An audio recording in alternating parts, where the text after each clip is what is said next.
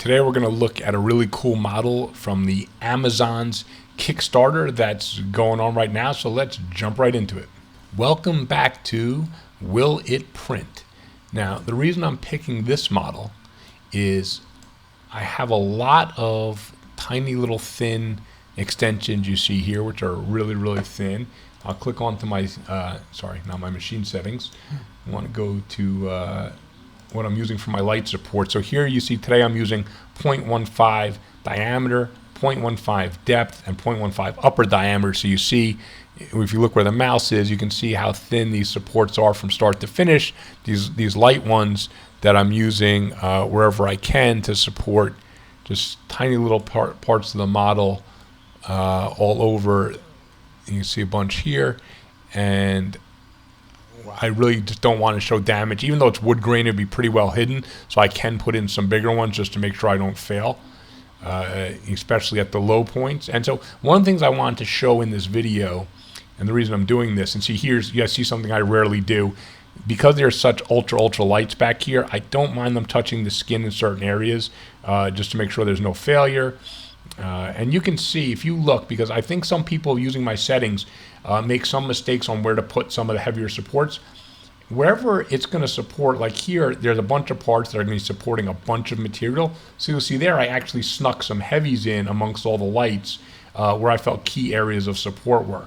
So if you look like something here, there is no island. I'm just putting it here just for a little extra support for the model. Here, there's no island, but supports are good. So I can use ultra lights here. It's not really supporting any material, just helping the model a little bit. But you can see when I want to avoid, even though I want minimal damage to the fingertips, you can see under each fingertip, because it's going to hold all this material up to here before it joins the rest of the model, I actually use mediums there because you don't want this to print out flat because it didn't work right, because there wasn't enough. So even though it's going to sacrifice the tips of the nails a little bit, I couldn't orient this model. The only way to get those tips of the claws to print out perfectly would be to flip the model upside down. Then that would mess up the all the spikes up here. It would create a host of problems because I tried it. In fact, you'll notice I tilted this model back like 35 degrees probably. Normally I would have it almost flat, just tip it back a few degrees. But when I did that, it created so many islands, way more than you're seeing here, being supported. So I actually, changed the rotation a little bit more than I usually do because that's what required the least amount of supports. And let's go in here to the leg where there's these little ripples. Again, I have these really minimal contact points in here to take care of that. And that's, again, just to help the model.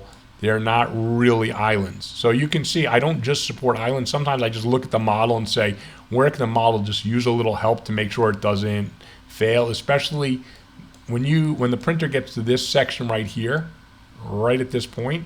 That's the biggest cross section of this model. The broadest part that's printing is right about here, because you got all this and this and this.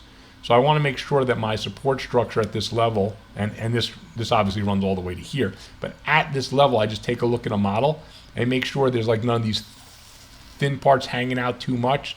So the only place there is that, and I can't avoid it, is in order to get to these bones, you'll see I use some really tiny supports here.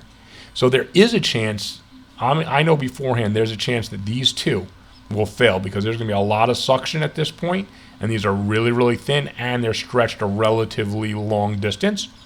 But I'm going to give it a try because I think I have, I know my exposure is basically perfectly for this machine. This is on my Epax X1. And I'm using, on this one, it's the Elegoo Gray, because I ran out of my water washable resin, which I would like to use. And so anyway, the head, you'll see I did two, since there's room on the plate, I did two versions of the head, oriented different ways, because I wanted to see what the effect would be on having supports in various parts of the hair versus not having it there but having more in the front. So the head that I did end up using at the end of the video is actually this head, because all those ultra lights I put down there, because they're not supporting much material, so I could use them. But you'll see I use heavies and some mediums wherever I thought there was supporting more of the model. So you come under here, and these are all heavies in here. So this one came out better, and that's the one I used, and that's what you'll see in the final pictures. So let's go from here, and let's see how with all these supports and these bones, let's see how I print it out. So this is what it would look like effectively from about a foot away. I think it's looking pretty great. Everything came out nice and clean. Even where I put some, the medium supports by those fingertips, they seem to come out pretty sharp, even though I didn't even cut the supports away. I ripped them off. Now let's go in a lot closer, and still looking pretty great. So all those supports that I printed, the ones that I used on the bones by the right shoulder, you look at those, you see the supports, the light supports work there, came off nice and clean. Those bones look really nice and sharp. All the details came out great.